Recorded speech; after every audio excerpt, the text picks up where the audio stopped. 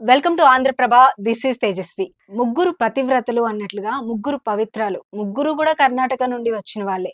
ఆ ముగ్గురి పేర్లు పవిత్ర అనే పేరుని కంప్లీట్‌గా అపవిత్రం చేస్తూ, ఈ ముగ్గురు వల్ల ఎంతమంది జీవితాలు ఇటువైపు ప్రత్యక్షంగా కానీ, పరోక్షంగా కానీ పదుల సంఖ్యలో జీవితాలు నాశనమయ్యాయి అంటే అతిశయోక్తి అయితే కాదు. అయితే వీళ్ళ గురించి అసలు స్పష్టంగా వీళ్ళ లైఫ్‌లో ఏం జరిగింది? వీళ్ళ వల్ల ఎంతమంది ఎఫెక్ట్ అయ్యారు? ఏ విధంగా ఎఫెక్ట్ అయ్యారు? ఇవన్నిటి గురించి మనతో మాట్లాడడం కోసం మనతో పాటు ఉన్నారు ప్రముఖ అడ్వకేట్ లక్ష్మీ కట్టా గారు. ఆవిడతో మాట్లాడదాము. నమస్తే మ్యామ్. నమస్తే.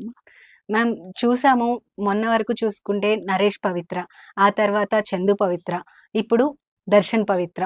అసలేంటి ఈ పవిత్రాల గొడవ? ఈ ముగ్గురు పవిత్రాల వల్ల ఇటువైపు ముగ్గురు యాక్టర్స్ లైఫ్, వాళ్ళ జీవితంలో ఉన్న వాళ్ళ జీవిత భాగస్వాముల లైఫ్, ఆ వెనక ఇంకా కొంతమంది జీవితాలు రకరకాలుగా చిన్నాభిన్నమైపోయాయంటే అతిశయోక్తి అయితే కాదు. అసలేంటంటారు ఇదంతా?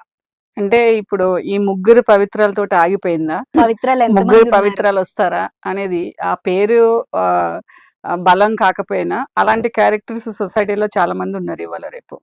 అంటే అన్ఎక్స్పెక్టెడ్ కోయిన్సైడ్ అయింది ఏంటంటే ముగ్గురు పవిత్రాలు, ముగ్గురు సేమ్ కర్ణాటక నుంచి వచ్చారు, ముగ్గురు సేమ్ ఫీల్డ్, ముగ్గురు పెళ్లి చేసుకోకుండా ఇల్లీగల్ కాంటాక్ట్ లో ఉన్న వాళ్ళే. ముగ్గురు కూడా 3 జనరేషన్లు, అంటే వీళ్ళు పదుల సంఖ్యలో కాదు. యాక్చువల్గా ఏంటంటే ముగ్గురు 3 జనరేషన్లు పాడు చేస్తుంది. అంటే వీళ్ళ జనరేషన్, వీళ్ళ పిల్లల జనరేషను, ఆ పిల్లల మీద వీళ్ళ ప్రభావం ఉంటుంది కాబట్టి మళ్ళీ వాళ్ళు అంటే ఈ ముగ్గురితో 3 కుటుంబాలు, ఒక 3 మళ్ళీ 90 మంది. అంటే ఇందులో నేరస్తులు కానీ, విక్టిమ్స్ కానీ ఇవన్నీ ఏంటంటే ఇదంతా ఏంటంటే ఫార్వర్టెడ్. అంటే మనము ఏదో రిలేషన్ని బేస్ చేసుకొని ఫార్వర్టెడ్ క్యారెక్టర్స్ అనమాట వీళ్ళు. ఎందుకంటే అది నైతికంగా కానీ, సామాజికంగా కానీ, సెక్సువల్గా కానీ, డబ్బు పరంగా కానీ ఒకలాంటి ఫర్వర్షన్లోకి వెళ్ళిపోయారు వీళ్ళు. అంటే ఎలా వెళ్ళిపోయారనంటే పిల్లలు అవసరం లేదు, పిల్లల్ని అడ్డం పెట్టుకుంటారు. సొసైటీ అవసరం లేదు, సొసైటీలో ఒక ముసుగేసుకుంటారు. అంటే అంటే మేము ఈ జాబ్ చేస్తున్నాం అనేసి, అంటే ఒక యాక్ట్రెస్సో లేకపోతే ఒక అడ్వకేటో ఏదో సంథింగ్ లైక్, అంటే ఎవరినో కంపేర్ చేస్తే కోపం వస్తుంది, ఒక ఫీల్డ్ని అడ్డం పెట్టుకుంటారు. వీళ్ళు ఏంటంటే ఈజీగా డబ్బుకి, సుఖానికి, సంతోషాలకి, ఆర్పాటాలకి, అంటే లావిష్ లైఫ్కి అలవాటు అయిపోయి వీళ్ళు చెడేది కాకుండా కుటుంబాలు, జనరేషన్స్, కొంతమంది జైల్లో మగ్గిపోవడం. అసలు ఎంత ఆలోచిస్తేనే మనకి బయట ఉన్న వాళ్ళకి ఇలా అనిపిస్తే వాళ్ళ కుటుంబంలో ఉన్న వాళ్ళకి, వాళ్ళ కడుపును పుట్టిన వాళ్ళకి, వాళ్ళని చేసుకున్న వాళ్ళకి, వాళ్ళని కన్న వాళ్ళకి ఎన్ని రకాలైన మానసికమైన, సామాజికమైన, నైతికమైన, ఆర్థికపరమైన ఇబ్బందులు ఎదుర్కొంటారనేది ఒక పని చేసినప్పుడు ఎవరూ ఆలోచించట్లేదు. ఈ ముగ్గురు ఏంటంటే పేరు బలం అనేది ఒకటి ఉంటుందేమో నిజంగా చెప్పాలంటే. లక్ష్మి పేరున్న వాళ్ళకి అందరికి లక్ష్మి ఉండకపోవచ్చు కానీ వాళ్ళ దరిద్ర లక్ష్మి కూడా అయినట్టే ఈ పవిత్ర పేర్లు ఉన్న వాళ్ళందరూ కూడా ఎలా అంటే అపవిత్రమైన. ఎందుకంటే మినిమం ఒక లేడీకి ఉండవలసిన కొన్ని ఎథిక్స్ ఉంటాయమ్మా ఎవరికైనా. అంటే ఒక కూతురుగా ఏం చేయాలి, ఒక భార్యగా ఏం చేయాలి, ఒక తల్లిగా ఏం చేయాలి, ఈ 3 పక్కన పెడితే సమాజంలో ఒక లేడీగా మనం చేయవలసిన స్త్రీగా ఏంటి గౌరవం. ఇప్పుడు ఒక సాంగ్ వచ్చింది, చాలా ట్రెండ్ అయింది, ఏమని, అమ్మ పాడే లాలిపాట అనేసి. వీళ్ళన్నీ వీటికన్నిటికీ విరుద్ధంగా అనమాట ఎంతో మంది సోషల్ యాక్టివిస్టులు లేకపోతే మాలాంటి వాళ్ళు బయటకు వచ్చి సమాజం కోసం ఇలా ఉండండి అనేసి మాకు తోచింది ఏదో చెప్తున్నా కూడా వీళ్ళు ఏంటంటే వీళ్ళ ఇన్ఫ్లుయెన్స్ ఎక్కువైపోతుంది సొసైటీలో.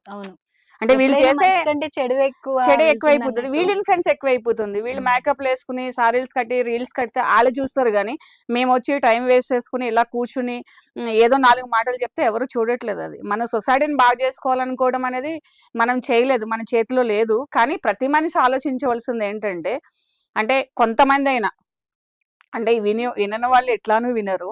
ఈ కేసులు చూసిన తర్వాత ముఖ్యంగా వస్తే ఫస్ట్ పవిత్ర నెంబర్ 1 పక్కన పెడితే దాంట్లో నైతికమైన అంటే నైతికంగా పాడవడము, మానసికంగా పాడవడము. అంటే మనకి ఎక్కడో గిల్టీ కాన్షియస్ ఉంటుంది, మనం తప్పు చేస్తున్నాం, ప్రతి ఒక్కళ్ళు మనల్ని పాయింట్అవుట్ చేస్తున్నారు. సో మనం వెళ్ళినా కూడా మన కెమెరా ముందుకు వెళ్ళినా మన చీరలు చూడొచ్చు, మన నగలు చూడొచ్చు, మన హెయిర్ స్టైల్ చూడొచ్చు, కానీ మనకంటూ వ్యక్తిగతంగా మనకి ఇంపార్టెన్స్ లేదు, ఎవరు వాల్యూ ఇవ్వరు. ఆ మేకప్ తీసి ఆ ట్యాగ్ లైన్ తీసి బయటకు వస్తే రోడ్డు మీద ఎవ్వరు నేను చూడను. అవును. సో అది గుర్తుపెట్టుకోవాలి ఫస్ట్. ఫస్ట్ 1. 2 వచ్చిందంటే 2 క్యారెక్టర్ చూస్తే కనుక మనం ఏంటంటే, ఒక పెళ్లి చేసుకొని మంచిగా బ్రతుకుతున్నామే, ఇద్దరు పిల్లలు, సంసారము, కొంత ఆస్తి, ఇల్లు, ఓకలి అన్నీ ఉన్నాయి. చాలా ప్రేమించే భర్తున్నాడు. మంచి ఫ్యామిలీ ఉంది. ఒక కొడుకు, కూతురు. నాకిద్దరు కూతుర్లనే బాధ లేదు. ఇద్దరు కొడుకులనే బాధ లేదు. అయినా నువ్వు బయటకొచ్చి నీ సరదాల కోసము నువ్వు ఎదగాలని ఒక దాహం అంటారు దాన్ని. మనుషులకేంటంటే పదవీ దాహము, అందం కోసం దాహం అంటే తహతహ పడేవాళ్ళు. తర్వాత పేరు కోసం. ఐడెంటిటీ సీకింగ్ అటెన్షన్ అంటారు. అంటే మనల్ని అందరూ గుర్తించాలి. అది ఐదర్ గుడ్ ఆర్ బ్యాడ్. ఇప్పుడు కానీ కొంతమందొస్తారు. గుర్తించాలి. ఏ గుడ్ అయినా సరే. కొంతమందొస్తారు. మూవీస్‌లో కొంతమందొస్తారు. హ్మ్. ట్రెడిషనల్‌గా మంచిగా వాళ్ళు గుడ్‌గా అరే! అమ్మాయి అంటే ఇలా ఉండాలి. వైఫ్ అంటే ఇలా ఉండాలి. ఇప్పుడు 'సౌందర్య' గారు లాంటి వాళ్ళు లేకపోతే ఇలాంటి కొన్ని క్యారెక్టర్స్ ఉంటే హ్మ్. అలాంటివి అనుకుంటాం. కొన్ని 2 పీసెస్ ఏసుకొని కూడా వాళ్ళకి కూడా ఒక ఐడెంటిటీ. వాళ్ళు గూడా ఏదో ఒక రకంగా ఐడెంటిటీకి రావాలి. మనం సెటిల్ అవ్వాలి ఒక ఫీల్డ్‌లో. సో, ఆ రెండో క్యారెక్టర్ అయితే ఏదైతే ఉన్నదో ఆమె ఏం చేశారు? అన్నీ ఉన్నా కూడా నాకేదో ఒక ప్రపంచం గావాలి. అక్కడ ఏదో ఆ హ్యాపీనెస్ ఉంది. అక్కడ ఏదో గొప్ప ఉన్నది. అక్కడ ఏదో ఏమైంది ఇవాళ? నువ్వు నేచురల్ జస్టిస్ అంటారు. నేచురల్ జస్టిస్ అంటే ఏదో అడ్వకేట్‌లు కొట్లాడితే జడ్జిలు జడ్జిమెంట్ జడ్జిమెంట్ ఇస్తే ఇస్తే వచ్చే జడ్జిమెంట్ గాదు. పైన ఒక దేవుడు ఉంటాడు. మనం అందరం అదే గదా! ప్రపంచంలో అందరూ దేవుడిని నమ్ముతారు. అవును. దేవుడికి పేరు చేంజ్ ఉండొచ్చు. అంటే ఒక్కొక్క కంట్రీకి ఒక్కొక్క దేవుడు అవును. ఉండొచ్చు కానీ, పైన అందరూ గూడా గాడ్ ఈస్ దేర్ అంటాం మనం ఏదైనా వస్తే. పైన ఒక జడ్జిమెంట్ ఉందంటాం. ఎవ్వరు ఇవ్వవసరం లేదమ్మా తప్పు చేసినోళ్ళకి.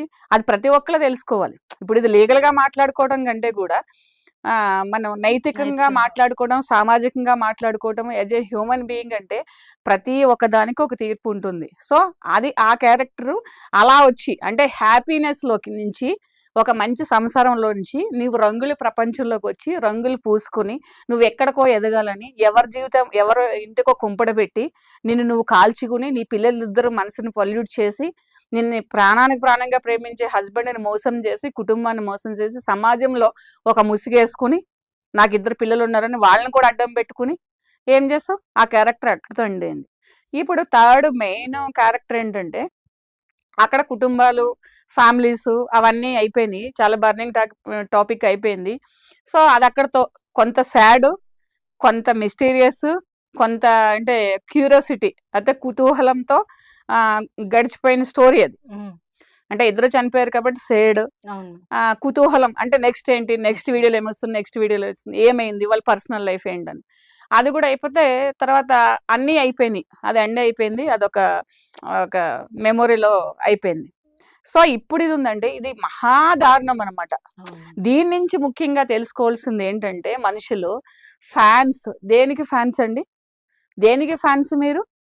ఒక ఫ్యాన్ అంటే నువ్వు స్క్రీన్ మీద కనిపించే వాళ్ళని నువ్వు హీరో అని అనుకోవద్దు. వాళ్ళ వ్యక్తిగతమైన జీవితానికి కూడా మీరు ఇంపార్టెన్స్ ఇవ్వాలి ప్రతి ఒక్కళ్ళు. ఒకప్పుడు ఫ్యాన్స్ అంటే మీకు యూట్యూబ్‌లో ఏమి తెలీవు. లేకపోతే సోషల్ మీడియా లేదు. ఒక హీరో వస్తే ఒక పోస్టర్‌లేస్తే మనం చూస్తే ఓహ్! బాగున్నాడు, బాగా యాక్ట్ చేసాడు, 10 మందిని కొట్టేసాడు. అదంతా సినిమాటిక్. అవును. ఇప్పుడేంటంటే మనకు చాలా అవేర్‌నెస్ వచ్చింది. పిల్లలందరూ చదువుకుంటున్నారు. పెద్దోళ్ళందరూ చదువుకుంటున్నారు. అంటే చదువు ఇన్ ద మీన్స్ తెలుస్తుంది హ్మ్. యూట్యూబ్‌లో. సో, ఒక క్యారెక్టర్‌ని జూసి, కండలను జూసి, హైట్ చూసి నువ్వు ఫ్యాన్ అయిపోయి, వాళ్ళ పర్సనల్ లైఫ్‌లో ఇన్వాల్వ్ అయిపోయి, అసలు నీకెందుకు ఫస్ట్ ఆఫ్ ఆల్? ఇప్పుడు నువ్వు చచ్చిపోయినోడు చావక 100 మందికి చుట్టిపిచ్చాడాయన. ఎందుకంటే ఫ్యాన్ అనే ఒక బేస్‌ని చేసుకొని అన్నెసెసరీ నీకు సంబంధం లేనిది. నువ్వు రోడ్డు మీద ఎళ్ళేదాన్ని నెత్తిగా పాముకుని, నీ ప్రాణానికి అవును. తీసుకొని, ఇప్పుడైతే కుటుంబం ప్రెగ్నెంట్‌తో ఉన్న అంతా కూడా వైఫు, హ్మ్. తల్లిదండ్రులు ఎంతమంది నువ్వు 2 రాష్ట్రాలను కాదు 3 రాష్ట్రాలని నువ్వు ఒక ఇదో చనిపోయిన తర్వాత నీకు ఐడెంటిటీ ఎందుకు? ఒక ఫ్యాన్ అయిన ఐడెంటిటీ. నువ్వు వాళ్ళ పర్సనల్ నీకు ఒక రకమైన సైకోయిజం ఉందక్కడ.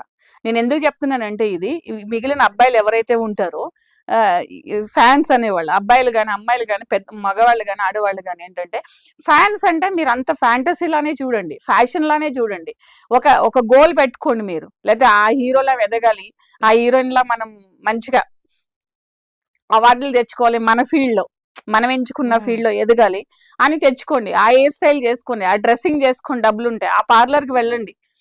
ఆ దేశాలు తిరగండి. అంతేగాని ఒక ఫ్యాన్‌ని పెట్టుకొని వాళ్ళ ఫ్యామిలీలోకెళ్ళిపోయి అసలు మీకు ఏం హక్కు ఉన్నది? ఫస్ట్ ఆఫ్ ఆల్ మీరెవ్వరు వాళ్ళ లైఫ్‌ని మీరు అడగడానికి మంచి చెడులకి?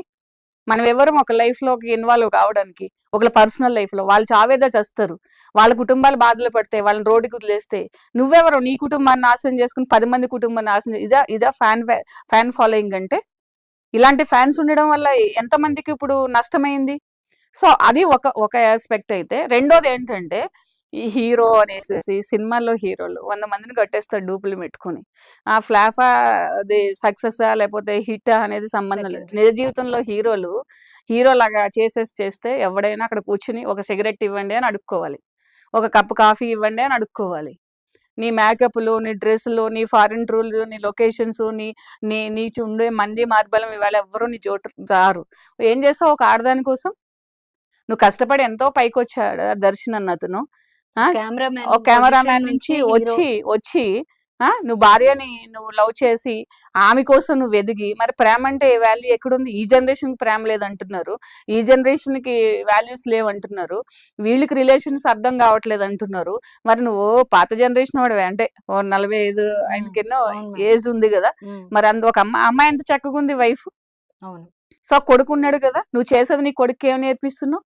నువ్వు సమాజానికి ఏం నేర్పిస్తున్నావు? నువ్వు మళ్ళీ ఆర్గ్యులు చేయడము ఏమనంటే వాళ్ళిద్దరు స్నేహమే అంటే, ప్రతి ఒక్కళ్ళు అలాగే 10 సంవత్సరాల నుంచి కలిసి ఉండి ఒకే ఇంట్లో ఉండి ఆడమగ స్నేహం అంటే మరి అందరు వైఫ్లు అందరు హస్బెండ్లు కూడా అలా స్నేహితులను పెట్టుకోవచ్చు కదా. అసలు చెప్పే వాళ్ళకి బుద్ధి ఉండాలి, వినే వాళ్ళకి మనకు కూడా కొంచెం ఆలోచించుకోవాలమ్మా. అది ఆ ముగ్గురు స్టోరీ. 1, 2, 3లు అంటే చాలా బాధాకరమైన విషయం. ఎందుకంటే యాజ్ ఏ అడ్వకేట్ ఒక క్లయింట్ ఎలా సఫర్ అవుతాడు, ఆ క్లయింట్ ప్రాబ్లం మానసిక పరిస్థితి ఎలా ఉంటుంది లోపలికి వెళ్ళక, ఈయన ఒక్కడే కాదు కదా, ఈయన చుట్టూ ఒక 20 మందిని ఆయన రాసిస్తాడు, ఇన్ఫ్లుయెన్స్ అవుతూ ఉంటారు. రాశాడు. అప్పుడు ఈ కేసులోనే ఆల్రెడీ 16 మంది అరెస్ట్ అయ్యారు, పవిత్ర దర్శన్ కేసు. పవిత్ర దర్శన్ కేసులో.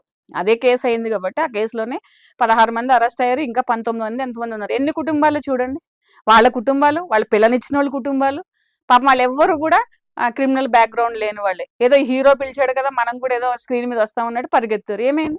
సో దట్ ఏంటంటే ప్రతి ఒక్కరు తెలుసుకోవాల్సింది ఏంటంటే, ఈ క్యారెక్టర్స్ ఈ రిలేషన్స్ పక్కన పెడితే ఈ థర్డ్ కేసు ఏదైతే ఉందో ప్రజెంట్ కేసులో ఫ్యాన్స్ అని పెట్టుకుని, ఫ్యాన్స్ అని కాకపోయినా పక్కోడ లైఫ్లో కూడా దూరితే ఇలాంటి ప్రమాదాలు వస్తాయి. నీ పక్కవాడి లైఫ్లో దూరడం మానేయాలి. తర్వాత ఏంటంటే అంటే సినిమా వాళ్ళకి ఫ్యాన్స్ ఉండాలి, వాళ్ళ అదొక ఇండస్ట్రీ, అదొక కళ, దాన్ని మనం ప్రోత్సహించాలి. కానీ మితిమీరిన ఫ్యాన్స్, మితిమీరిన అభిమానాలు, మితిమీరిన సంఘాలు, మితిమీరిన దూరపోవడాలు అదే అంతా. ఇప్పుడు మితిమీరిందంటే నీ ఫ్యామిలీని వదులుకుని నీ వైఫ్ అన్నం పెట్టకుండా, నీ తల్లిని చూడకుండా నువ్వేదో జెండాలు పట్టేసినంత మాత్రాన మీ హీరో కూడా సంతోషపడరు. వాళ్ళు కూడా ఎంతో కష్టాలు పడి ఎన్నో కలిపి ఒక సినిమాకి వస్తారు, వాళ్ళు కూడా మనకంటే ఎక్కువ కష్టాలు తెలుసు ఒక సక్సెస్ ని ఎలా చూస్తారనేది. కాబట్టి మీరు తప్పు చేసి వాళ్ళకి రుద్దితే వాళ్ళకు కూడా బాధాకరమైన విషయమే. అవును.